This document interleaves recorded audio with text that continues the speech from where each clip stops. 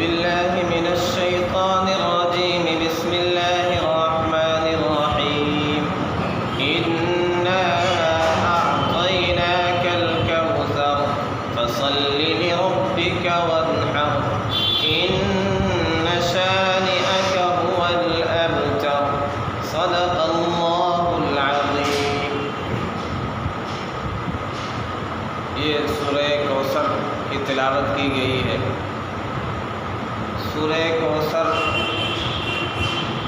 یہ مکی صورت ہے یا مدنی صورت ہے، اس بارے میں دونوں اقوال ہیں۔ ایک قول مدنی صورت ہونے کا ہے اور دوسرا قول مکی صورت ہونے کا ہے۔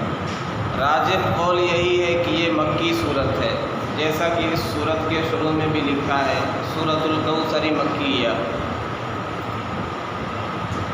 اس صورت کا شان نزول یہ ہے کہ رحمت دو عالم صلی اللہ علیہ وسلم کے دو صاحبزادے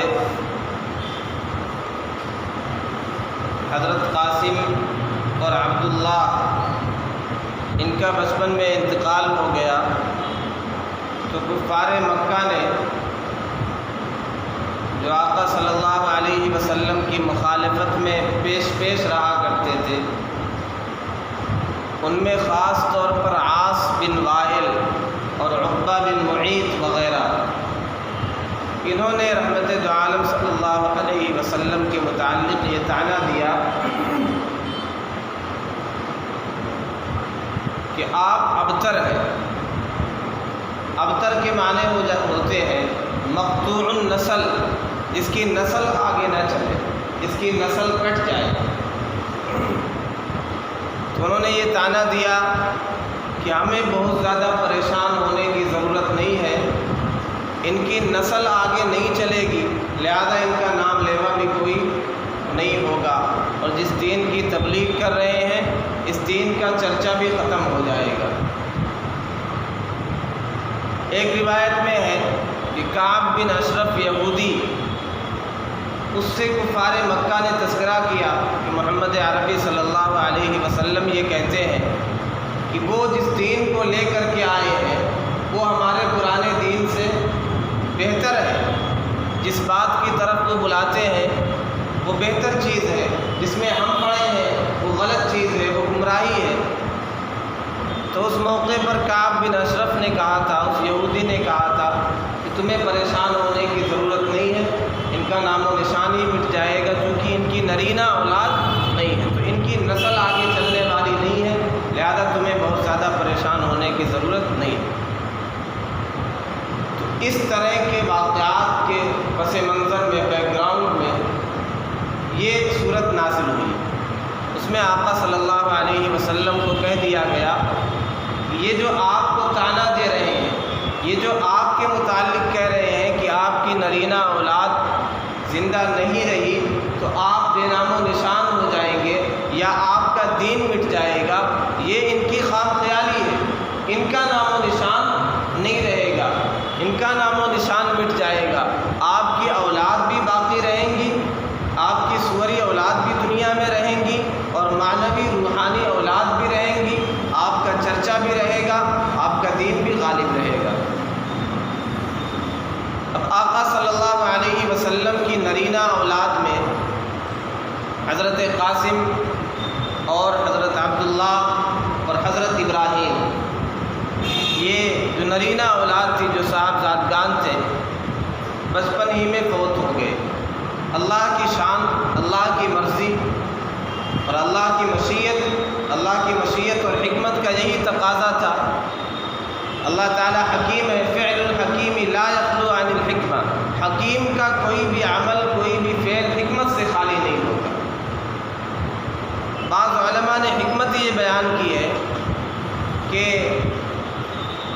عام طور پر نبی کے بعد اس کا بیٹا، اسے بھی نبوت عطا کی جاتی ہے، جیسے ابراہیم علیہ السلام کے بعد کا جو سلسلہ ہے، اسحاق علیہ السلام، پھر یعقوب علیہ السلام، پھر یوسف علیہ السلام، تو بیٹا، پھر باپ، پھر دادا، پھر پردادا، نبیوں کا ایک سلسلہ ہے۔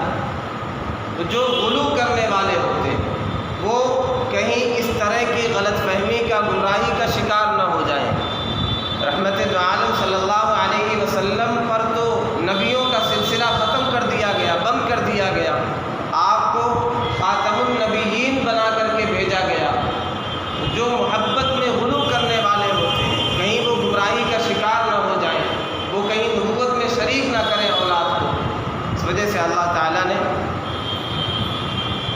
اولاد نرینہ کو اٹھا لیا۔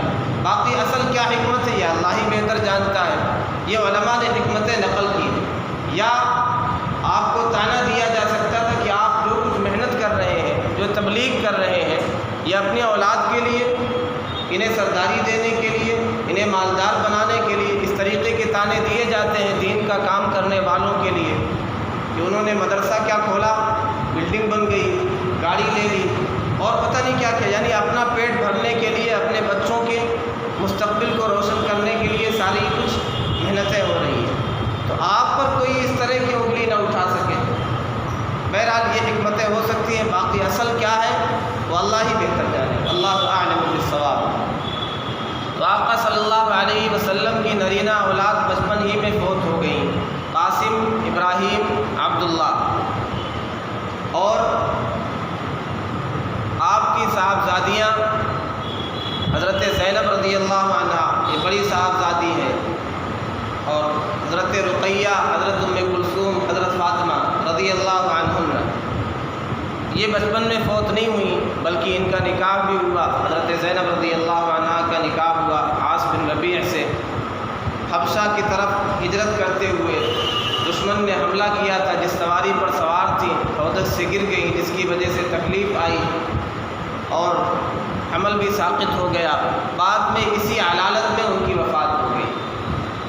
پھر آپ کی صاحبزادیوں میں سے حضرت رقیہ اور کلثوم، ام کلثوم رضی اللہ عنہما، یہ جگہ بعد دیگر حضرت عثمان غنی رضی اللہ عنہ کی زوجیت میں آئی، یعنی ایک صاحبزادی کا انتقال ہو گیا غزوہ بدر سے واپسی کے موقع پر، تو آپ نے ایک کی وفات کے بعد دوسری صاحبزادی کو بھی حضرت عثمان غنی رضی اللہ عنہ کی زوجیت میں دے دیا، اور حضرت فاطمہ رضی اللہ عنہا یہ سیدنا علی رضی اللہ عنہ کی زوجیت میں آئی۔ تو آپ کی نرینہ اولاد بچپن میں فوت ہو گئی، لیکن آپ کی صاحبزادی سیدہ فاطمہ رضی اللہ عنہا سے پھر آپ کی نسل چلی ہے، اور دنیا میں آپ کی نسل پھیلی ہوئی ہے، اور یہ تو صوری اور نسبی اولاد ہوئی، روحانی اولاد تو اتنی کثرت کے ساتھ ہے کہ ہر گوشے میں، دنیا کے ہر چپے چپے میں آقا صلی اللہ علیہ وسلم کے نام لینے والے مل جائیں گے۔ انا اعطیناک الکوثر، ہم نے آپ کو کوثر عطا کیا ہے۔ اس صورت میں دو انعام کا تذکرہ ہے اور دو کام کا تذکرہ ہے۔ یہ جو آپ کو طعنہ دے رہے ہیں، جو آپ کو ابتر کہہ رہے ہیں کہ آپ کی نسل آگے نہیں چلے گی، تو آپ کو بہت زیادہ دل پر لینے کی اور پریشان ہونے کی ضرورت نہیں ہے۔ ہم نے آپ کو انعام دیا۔ وہ کیا انعام ہے؟ جب آدمی کوئی کام کرتا ہے، پھر لوگوں کی طعنوں کی بوچھار ہوتی ہے، لوگ راستوں میں کانٹے بچھاتے ہیں، پریشان کرتے ہیں، تو دلی تکلیف تو ایک ہوتی ہے، لیکن جب اوپر سے کسی بڑے کا ہاتھ ہو، کسی بڑے کا اس کی پشت پناہی حاصل ہو، اس کا سپورٹ حاصل ہو، تو آدمی یہ سوچ کر کے تسلی حاصل کر لیتا ہے کہ چلو یہ کہتے ہیں یہ نہیں جانتے میری حقیقت کو، جسے جاننا چاہیے وہ تو جان رہا ہے۔ ربنا یعلم انا الیکم لمرسلون، ہمارا رب جانتا ہے کہ ہم رسول ہیں، تو یہ کیفیت ہوتی ہے رسولوں کی۔ تو اللہ تعالیٰ اس طرح تسلی دیتے ہیں کہ اگر یہ نہیں سمجھ رہے ہیں، تمہارا رب تو جانتا ہے کہ تم سچے ہو، تم برحق ہو، تمہارا دین برحق ہے، تمہارا نام چلے گا، تمہارا دین چلے گا، تو اس سے بڑا سکون ملتا ہے، بڑی تسلی اور راحت ملتی ہے۔ تو یہ کہا گیا کہ ہم نے آپ کو کوثر عطا کیا ہے۔ کوثر سے کیا مراد ہے؟ مفسرین کے اس میں بہت سارے اقوال ہیں۔ ایک قول یہ ہے کہ کوثر سے مراد آقا صلی اللہ علیہ وسلم کو جو نعمتیں عطا کی گئیں وہ مراد ہے۔ ایک قول یہ ہے کہ اس سے مراد قرآن کریم ہے۔ ایک قول یہ ہے کہ اس سے مراد حکمت ہے۔ ایک قول یہ ہے کہ اس سے مراد حوض کوثر ہے جو نہر ہے جنت میں۔ ایک قول یہ ہے کہ اس سے مراد خیر کثیر ہے جو رئیس المفسرین، اور بھی اقوال ہیں۔ رئیس المفسرین عبداللہ بن عباس رضی اللہ عنہما کا قول بخاری شریف میں ہے کہ کوثر سے مراد خیر کثیر، خیر کثیر یعنی بہت زیادہ خیر۔ کسی نے کہا کہ لوگ اس کے بارے میں کہتے ہیں کہ اس سے مراد حوض کوثر ہے، جب بہت زیادہ خیر ہم نے آپ کو عطا کیا تو اس خیر میں حوض کوثر بھی آ گئی، اس خیر میں قرآن کی نعمت بھی آ گئی، اس خیر میں حکمت بھی آ گئی، اس خیر میں آقا صلی اللہ علیہ وسلم کو جو فتوحات حاصل ہوئیں وہ فتوحات بھی آ گئی، تو بے شمار جو نعمتیں ہیں وہ ساری اسی میں آ گئی۔ ایک روایت میں ہے کہ آقا صلی اللہ علیہ وسلم مدینہ طیبہ میں صحابہ کی مجلس میں تشریف فرما تھے، آپ پر ایک غنودگی کی کیفیت طاری ہوئی، ایک بے ہوشی کی سی کیفیت طاری ہوئی، پھر آپ بیدار ہوئے مسکراتے ہوئے اور آپ نے اس سورت کی تلاوت فرمائی کہ یہ سورت مجھ پر نازل ہوئی۔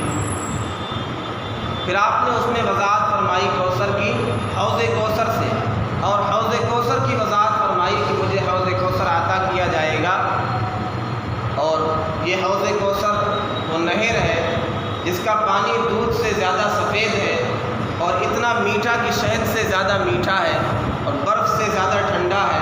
اس کو پینے کے لیے جو آپ پورے اور پیالے اور گلاس ہوں گے وہ آسمان کے ستاروں سے زیادہ ہوں گے۔ تو اس کی مختلف صفات اور کیفیات بیان کی گئی، اور ایک روایت میں ہے کہ آقا صلی اللہ علیہ وسلم نے ارشاد فرمایا، مختلف روایتیں حوض کوثر کے متعلق ہیں تواتر کے درجے تک۔ تواتر یعنی اتنا زیادہ لوگ اس چیز کو روایت کریں کہ ان کے جھوٹا ہونے کے بارے میں گمان نہ کیا جا سکے، یعنی یہ نہیں ہو سکتا کہ اتنے سارے لوگ سب غلط بولیں گے، سب جھوٹ کہیں گے۔ تو اس درجے سے تواتر کے ساتھ روایتیں حوض کوثر کے متعلق مروی ہیں، تو یہ یقینی چیز ہوتی ہے، یعنی اس کے بارے میں جھٹلایا نہیں جا سکتا ہے۔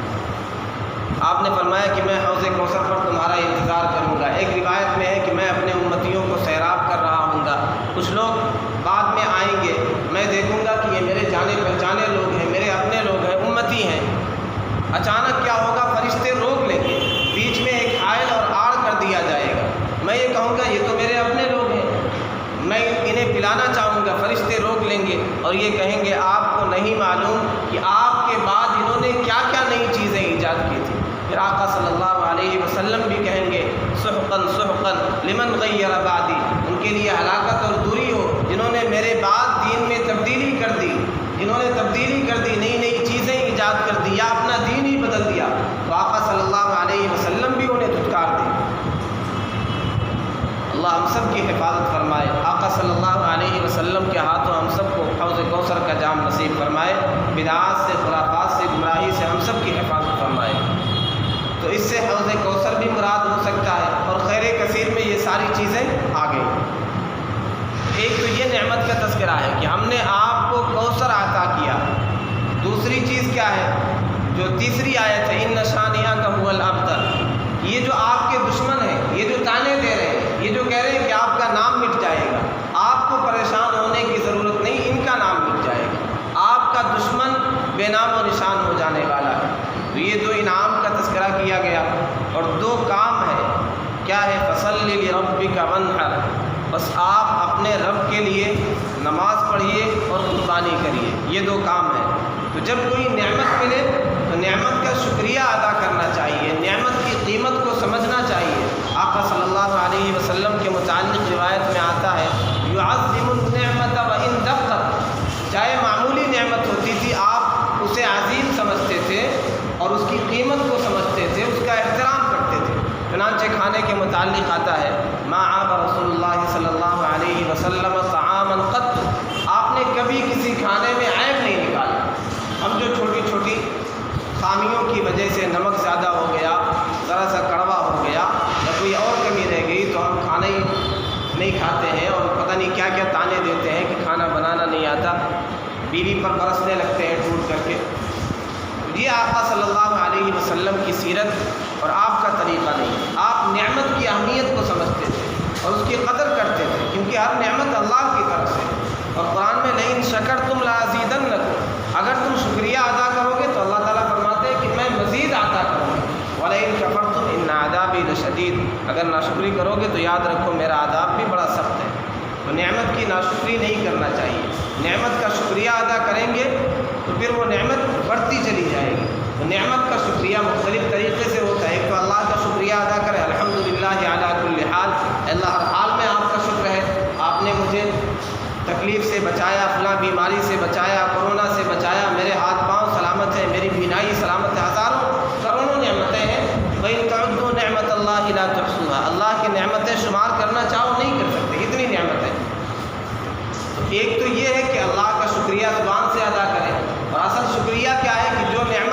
جس طریقے سے استعمال کرنے کا حکم ہے اسی طریقے سے استعمال کریں۔ آنکھیں جہاں استعمال کرنے کا حکم دیا گیا ہے وہیں استعمال کریں، آنکھیں غلط نہ دیکھیں، ہاتھ غلط چیز نہ پکڑیں، پاؤں غلط چیز کی طرف نہ جائیں، کان غلط گانے نہ سنیں۔ تو جس کا جیسا استعمال ہونا چاہیے اسی کے اعتبار سے استعمال ہو، مال صحیح مصرف میں استعمال ہو، صحیح طریقے سے کمایا جائے۔ تو یہ ایک لمبی تفصیل ہے۔ جب نعمت عطا کی گئی تو یہ ارشاد ہوا کہ اب کیا کریے، فصلی لربک، اپنے رب کے لیے نماز پڑھیے اور قربانی کریے۔ نماز عبادتوں میں اہم ترین عبادت ہے، بلکہ دوسرا نمبر آتا ہے عقائد کے بعد، ایمان کے بعد پھر نماز کا نمبر آتا ہے، صلاۃ کا نمبر آتا ہے۔ اور آپ نے اس کے متعلق فرمایا کہ جس نے جان بوجھ کر نماز چھوڑ دی اس نے تو گویا وہ کافر ہو گیا۔ من ترک الصلاۃ متعمدا فقد کفر، اس سے سخت وعید کیا ہو سکتی ہے؟ گویا اسلام سے ہی وہ خارج ہو جاتا ہے جو جان بوجھ کر نماز چھوڑے۔ اور بھی بے شمار روایتیں ہیں نماز کے متعلق، اور قرآن میں جا بجا اقیموا الصلاۃ، نماز قائم کرو، نماز قائم کرو۔ سیدنا عمر رضی اللہ عنہ نے اپنے عاملوں اور عمرا کو جو ادھر ادھر گورنر مقرر کر رکھے تھے مختلف علاقوں میں، انہیں خطوط بھیجے اور اس میں یہ پیغام بھیجا، ان من اہم امورکم الصلاۃ، لوگوں یاد رکھو تمہارا سب سے اہم کام، تمہارے کاموں میں سب سے اہم کام کیا ہے؟ وہ نماز ہے۔ فمن حفظها وحافظ علیہا، جس نے اس کی حفاظت کی، اس کی پابندی کی، وہ دیگر چیزوں کی پابندی کرنے والا ہوگا، وہ دیگر امور اور کام میں صحیح سے کام کرے گا، اس میں کوتاہی نہیں کرے گا۔ لیکن جو اس کو ضائع کرنے والا ہوگا، اس میں کوتاہی کرنے والا ہوگا، وہ دیگر معاملات کو اور زیادہ برباد کرنے والا ہوگا۔ تو اس کی اہمیت جس کی نگاہ میں نہ ہوگی، اس کو انجام نہیں دے گا، پھر دوسرا کام کیا کرے گا؟ جو اللہ کا حق ادا نہیں کر رہا بندوں کا کیا کرے گا؟ اللہ کی اتنی نعمتیں، اتنے احسانات کی بارشیں ہونے کے باوجود جو اللہ کا حق ادا نہ کرے وہ غیروں کا کیا کرے گا؟ تو اپنے رب کے لیے نماز پڑھیے، تو نماز رب کے لیے، عبادتیں کفار و مشرکین غیروں کے لیے کیا کرتے تھے؟ غیر اللہ کے لیے۔ تو جا بجا یہ کہا گیا کہ عبادت اللہ کی ہوگی، چاہے وہ بدنی عبادت ہو، جسمانی عبادت ہو جیسے نماز ہے، چاہے وہ مالی عبادت ہو جیسے قربانی ہے۔ تو یہ بدنی عبادت ہو، مالی عبادت ہو، یا دونوں سے مل کر کے جیسے حج ہے، اس میں بدن بھی لگتا ہے، مال بھی لگتا ہے، ہر طرح کی عبادت اللہ کے ساتھ خاص ہے، اللہ کے علاوہ کسی اور کے لیے عبادت نہیں ہے، چاہے وہ ولی ہو، چاہے وہ پیر ہو، چاہے وہ نبی ہو، عبادت صرف اللہ کے لیے۔ تو عبادت بھی اللہ کے لیے، قربانی بھی اللہ کے لیے۔ اس کا فائدہ کیا ہوگا؟ فصلی لربک وانحر، اپنے رب کے لیے نماز پڑھیے اور قربانی کریے۔ جب یہ عمل کریں گے، یہ دو فارمولہ دے دیا گیا، اصول دے دیے گئے کامیابی کے، جب مسلمان اس پر اتر آئیں گے تو پھر ان کے دشمن ان کا بال بیکا نہیں کر سکتے، انہیں نقصان نہیں پہنچا سکتے، پھر دشمن بے نام و نشان ہو جائیں گے، پھر لوگ ان پر فدا ہوں گے۔ اب یہ جو کہا گیا دشمن بے نام و نشان ہو جائیں گے، ایک تو ہم سب جانتے ہیں کہ عتبہ اور شیبہ اور ابو لہب، ابو جہل اور عقبہ بن ابی معیط اور عاص بن وائل، ان کا نام لینے والا کون ہے؟ یہ تفسیر کے ضمن میں ان کا نام آ جاتا ہے، ورنہ کون ان کا نام رکھتا ہے؟ کون محبت سے ان کا تذکرہ کرتا ہے؟ تو ان کا نام و نشان تو مٹ گیا، ان کی آل اولاد کا بھی پتہ نہیں۔ ایک تو یہ ہے آل اولاد ختم ہو جانا، ایک یہ ایک دشمن تھے وہ غلام بن کر کے آقا صلی اللہ علیہ وسلم کے قدموں میں آ گئے، تو یہ بھی ہے دشمن مٹ گئے۔ اس کے لیے یہ ضروری نہیں کہ پوری نسل ہی ان کی ختم ہو جائے۔ دشمن کا مٹ جانا یعنی وہ جو دشمنی کرتے تھے وہ نہیں رہے، ان کی اولاد تو آقا صلی اللہ علیہ وسلم کی گرویدہ ہو گئی، آپ کی رسالت کو تسلیم کر لیا، توحید کو قبول کر لیا، اور آقا صلی اللہ علیہ وسلم کے دامن سے وابستہ ہو گئے، آپ کے فدائی ہو گئے، آپ پر جان دینے والے ہو گئے۔ اس کا یہ مطلب نہیں کہ دشمن مٹ گئے یا پوری نسل ہی ان کی ختم ہو گئی۔ اگر نسل چلی بھی تو آقا صلی اللہ علیہ وسلم کے محافظ اور پہرے دار بن گئے، آپ کے جانثار و وفادار بن گئے، آپ کے غلام بن گئے، آپ کے دوست بن گئے، وہ دشمن رہے ہی نہیں۔ تو ان کا چرچا ختم ہو گیا، ان کا نام ختم ہو گیا، اور یہ دشمن ان کو یاد کرنے والا کوئی نہیں۔ اور آقا صلی اللہ علیہ وسلم کی اولاد بھی آج دنیا میں موجود ہے، نسبی اولاد، اور آقا صلی اللہ علیہ وسلم کی روحانی اولاد، تو سارے مومنین آپ کا نام ہر جگہ لے رہے ہیں، پورے عالم میں، دنیا کے ہر گوشے میں